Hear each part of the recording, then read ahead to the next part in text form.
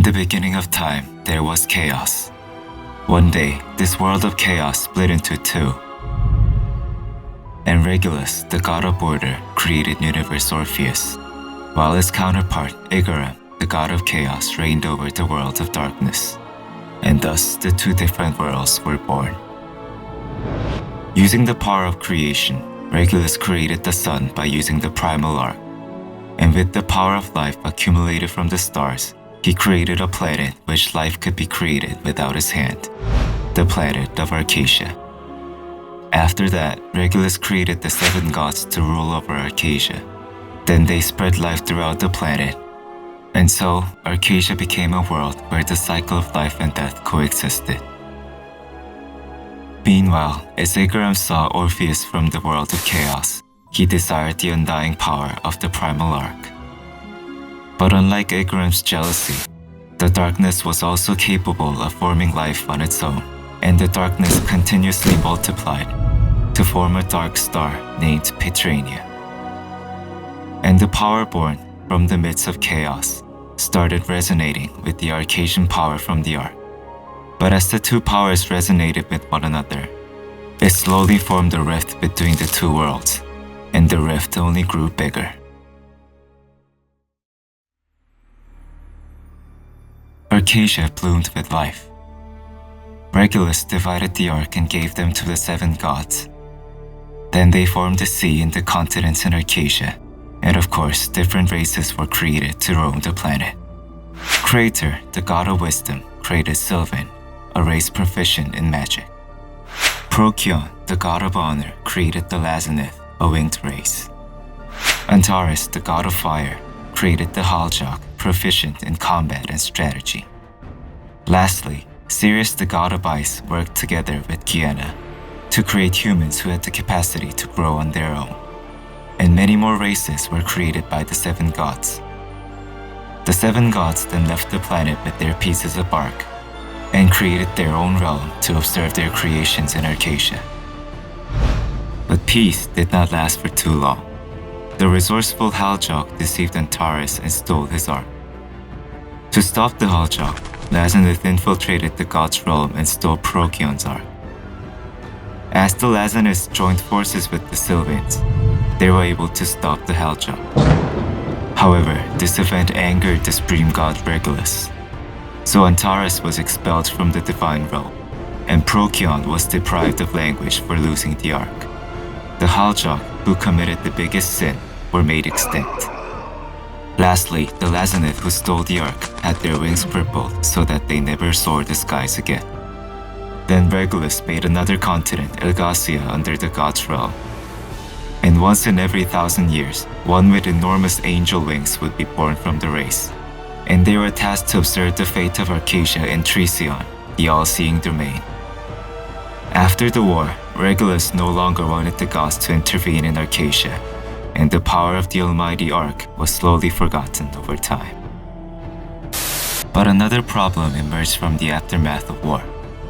As the power of the arc was amplified by the war in Arcasia, the balance of power between law and chaos became distorted. And Igaram, who had long sought for the ark, did not miss this chance. With the demonic creatures born in Petrania, those who existed from the beginning, Igaram invaded Arcasia. The gods worked together with the races of Arcasia, but as the ancient powers collided, the rift between worlds widened. And as Orpheus began pulling in Petrania into its universe, Igaram had no choice but to halt the invasion and go back. To close the rift, the 7 gods delivered their arc fragments to Regulus, and the power of the primal arc fused with Igaram's chaos. This event created the species known as the Guardians. Evergrace, the first Guardian, divided his power to create more Guardians and eventually succeeded in closing the rift. After their duty was fulfilled, the Guardians entered a long slumber. Thus, the Great War between dimensions ended, and peace was restored in Arcasia. After the war, Arcasia entered an age of prosperity, but on the other hand, Petrania fell into darkness. The creatures of Petrania grew by absorbing the power of chaos, and they attacked one another for survival. But one demon rose to put a stop to this. and his name was Kazaros. Kazaros called himself the Lord of the Abyss and created his own demons, and he quickly rose to power, establishing order within their world. Igaram felt his influence waning over his world, and faced Kazaros with those who existed from the beginning. Igaram fought Kazaros and his forces in the space of the Abyss, but those who existed from the beginning betrayed Igaram, and the tide turned. As the fight became one-sided in favor of Kazaros, Igaram, who once owned the universe of darkness, met his demise. At the moment of his death, two shards of chaos broke free from Igaram, and the pieces landed in two unknown places in Petrinia, but Kazaros, who was content with his victory, did not take notice. Then, he ordered his subjects to create civilization on the planet. So those who existed from the beginning used the power of chaos to create the Dark Star, the Deep Sea, the Black Flame, and lastly, the Red Moon. The Red Moon was an imitation of the sun in Orpheus, the world of order. It had powers just as powerful as the original, but its illumination was not permanent like the Ark. So Kazaros craved for the undying power of the Ark. He appointed prominent demons as the Legion commanders, including Belshazzar, Baltan, Thamin, to prepare his invasion to Orpheus, just like his predecessor, Igaram. Meanwhile, in Arcadia, where gods no longer existed, the humans were the most prosperous among the Arcadian races. Some of the humans who served Regulus found the holy empire of Sacria and ruled over other humans by naming themselves God's representatives. The Paladins and the secret organization Dawn Priests were the instruments of the empire's power. The Sacrians took great interest in the divine powers of the Ark and discovered that the pieces of the Ark were hidden in different continents. So, in the name of God, Sacria demanded other countries to hand over their Ark fragments. But the remaining three were in Queen's Garden in Rohendel, the top of the Mount Antares in Curzon, and within the body of the great giant Domek. Sacrians were blinded by the desires to obtain the Ark, and they murdered Domek to retrieve his piece. They sacrificed countless paladins and even made the land of Curzon inhospitable to take the Ark fragment from Antares.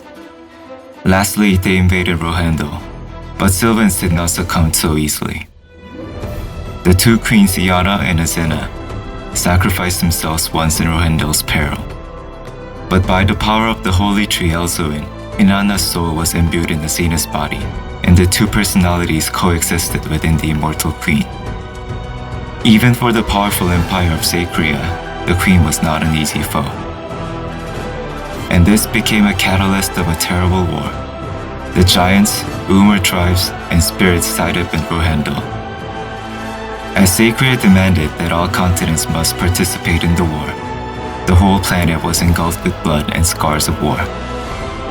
But in the midst of this chaotic era, the ones who were in slumber opened their eyes, the Guardians. As the planet itself screamed, Evergrace was the first to awaken, and he decided to punish those who threatened the Star of Life, Arcadia. The Guardians attacked Sacria and retrieved the Ark fragment from the Temple of Regulus. Then they pressured Rohendel so that the Sylvans would end the war. The races of Arcadia could not go against the powerful Guardians, and were left with no choice but to stop the war. After the war, the Guardians, the protectors of the star, were unsure what to do with the races of Arcadia. Balkan and Luin, the only two created with free will, debated with one another. Luin insisted that the Guardians return to their slumber now that the war was over. However, Balkan protested that the greedy races should be eliminated. After contemplating over the two ideas, Evergrace decided to give the residents of the planet another chance. But a new problem emerged. One of the Guardians that served Balkan was slain by a human. Balkan sought revenge and searched for the one known as Kadan, the Guardian Slayer. Naturally, Balkan was expected to be the victorious, but Kadan put up an even fight against the Guardian. The fight continued for 10 days as Earth rumbled and dark clouds covered the sky. Then, during the fight, suddenly the dimension began to crack, and the demons of Kazaroth began pouring down to Arcadia. The Demon Legion was merciless. The races of Arcadia prayed for their gods, but there was no response, and the shadow of destruction loomed over the planet. At that moment, the Guardians, previously known as disasters to Arcadians, appeared. Evergrace's Guardians versus Kazaroth's Demon Legion. The opposition between the two forces lasted for a long time. But as the Guardians were only concerned with fending off the demons, Kazaroth had a plan with those who existed from the beginning to create another Red Moon in Arcadia using their power. As the Red Moon rose, Kazaroth's abyssal flame grew stronger, and Guardians were forced to be on the defensive. As Balkan, whose essence was naturally more close to chaos, was attracted to Kazaroth's power and changed sides, the scales tipped harshly, and Evergrace was forced to fall back, bravely wounded. So it seemed like Arcadia was facing its fall. But in this final moment, the heroes emerged. Alongside Lutera, the Sidereals meeting brilliant stars, the 7 heroes appeared on the battlefield. As the Sidereals joined, the Guardians stood up once more, and the Protectors of Arcadia engaged in an all-out battle against the demons once more. As Kadon and Thamin fought, the earth trembled. The powerful sorcery of Belshazzar and Azina turned everything around them into ashes. Lutera's King's Sword, which Galator gifted, broke during the fight with Kazaroth, but he used the broken sword to leave a tremendous scar on Velton's body. Despite their might, the heroes were gradually fatigued by the prolonged battle. But in this moment of crisis, the Guardian Mystic returned with hope, as he was commanded to retrieve the pieces of the Ark. Mystic gave the 7 fragments to Lutera, and with the unleashed power of the Ark, the Sidereals fought back and began to seal Kazaroth with the power of the Ark. The light of the Ark turned into divine spears and imprisoned Kazaroth. Unable to resist, only his soul was able to make an escape to Petrania. With their leader gone, the Demon Legion also had to fall back. Falcon the Traitor and his Guardians also had no choice but to escape to Petrania. With the powers of the Ark, Arcadia prevailed in this destructive, extended war. After the war, the Sidereals confined the sealed body of Kazaroth in Mount Antares of Curzon so that none may reach it. The war has ended, but the remnants of the war remain throughout Arcadia. As the Red Moon perished, fragments of chaos were scattered over the star. The pieces were extremely rare, but if the bearer could not withstand this dangerous power, it had the power to drive the bearer to madness. As the remnants of the Red Moon influenced humans, some became Delanes, a hybrid between human and demon, although some had learned to repress the demonic energy. However, Sacred despised the Delanes and rejected them, and the Delanes had no choice but to leave to the abandoned land of Phaeton. The Delane eventually divided into 2 separate factions, as they had different views on how to use the demonic strength. The light of the Ark also produced residues in this land, and they were known as acrasium, the mythical minerals. Its usage included reinforcing armor and weapons, as well as advancing technology in all of Arcadia. Meanwhile, Lutera scattered and hid the pieces of the Ark, so no one may access the Ark unless one could surpass difficult trials. As time passed, peace in Arcadia was restored. Each race respectively dealt with the aftermath of war and built new nations, while Evergrace's Guardians entered slumber once again. The only exception was Guardian Luan, as he had Evergrace's permission to watch the rise of the mortal races. So Guardian Luan was recovering from the war in the east of Arcadia. One day, Sidereal Cian and his followers confronted Luan. Cian sought for somewhere to settle and requested Luan permission so that they may live there. Luan was initially reluctant, but he eventually agreed, under the condition that no one unworthy would enter Luan's sanctuary. So the people that settled there called the continent Anika, and the people of Anika developed a unique culture.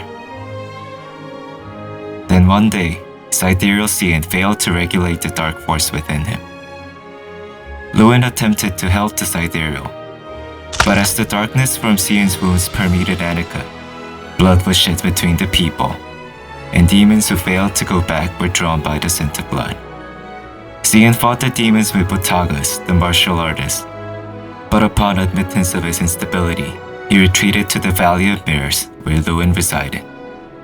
The Mutagas that succeeded Cian's role made it so that the one who passes the Daisaku test will lead the people. Rohendo was divided after the war. The Zenal Sylvains were manipulated by Breshalza to destroy their own city, and by the order of the queen, they were expelled to an unknown land. But this was not because the queen had forsaken them. This was a measure to prevent Sylvain's rejection toward the Zenal Sylvains. Athena named the land where the departed Zenal Sylvain was settled as Fern. The Zenal Sylvain installed Aelin as their queen, and flourished by emphasizing harmony, creation, and development. Sacria, the one responsible for starting the war, went through reformations. The families and the old archbishop was excommunicated, and as the new archbishop Darius dismantled the Paladins, a gust of change blew over the nation of Sacria. The radical change had an impact on the Priest of Dawn, and also to the scholars of the Ivory Tower. The scholars of medicine, magic, and science continued their studies despite the opposition of the archbishop, and this ultimately resulted in the exile of the scholars. The scholars discovered the Red Desert and settled there. With the abundant resources of the land, they continued their work. They named their new continent Arthetine and established Tatrish as their capital. But the barren land was a tough environment for the human body to live in, so they looked to machines as substitutes for their bodies. Their blood ran blue rather than red and deemed themselves superior, and this new race classified themselves as Psychons. They went on to build a new city named Stern, and the pursuit for even greater scientific endeavors took place. Luthra returned to his country to lead it in prosperity. He kept peaceful relations with neighboring countries such as Rethramus, and Arcasia slowly healed from the war over time. The peaceful era of glory lasted for 400 more years, and the legend of the Ark was slowly thought of as a fairy tale. Vern and Yorn prospered with the abundance of creation, and Sacria recovered its status as a land of religion and center of the world. Every race prospered and developed throughout Arcasia. However, the darkness that threatened Arcasia's peace was not extinct. The seal of Khazros' body began to loosen little by little, and the body began to resonate with the soul in Petrania. Because of this, chaos gates connecting the two worlds began opening throughout Arcasia in various sizes. Another disaster is slowly making its way. Forgotten War, Forgotten Chaos, and the Forgotten Ark. And now, as Arcasia is slowly facing the new crisis, your odyssey awaits to retrieve the lost Ark.